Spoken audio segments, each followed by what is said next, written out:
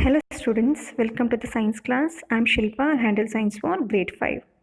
From past 3 sessions, we are discussing about circulatory system and we have covered all the topics in that. That completes your first lesson, that is circulatory system. So in this session, let us go for a quick revision. Circulatory system is an organ system which helps in transporting substances such as nutrients, water and oxygen inside our body, and it also removes waste gases such as carbon dioxide from the body through blood. It has 3 parts, that is heart, blood and blood vessels. Let us discuss one by one. Heart has 4 chambers. To upper chambers are called as auricles and lower chambers are called as ventricles. Auricles receives the blood from the different parts of the body and ventricles which distribute the blood from the heart to the different parts of the body. Afterwards, we discussed about heartbeat, pulse, trisection and the different ways to keep our heart healthy and benefits of yoga. The second part of the circulatory system is blood. Blood is a substance which flows inside the human body through muscular tubes called blood vessels. Let us see the functions of blood. Blood, which consists of RBC cells, which carries the oxygen from the lungs to the different parts of the body, and it also carries carbon dioxide from the different part of the body to the lungs for purification purpose. It carries the nutrients to the different parts of the body, and it also carries waste materials to the kidneys for filtering purpose. It maintains our body temperature, the white blood cells which are present in the blood, which protects our body from disease-causing organisms and infections. So next is the third part of the circulatory system, that is blood vessels.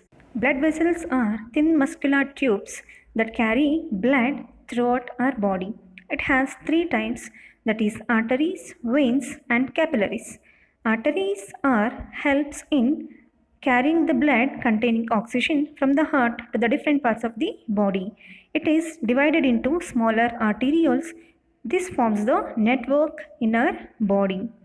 And it has a larger artery in our body is aorta, which is the main artery which comes out from the heart. And one more important artery is carotid artery, which carries the blood from the heart to the brain.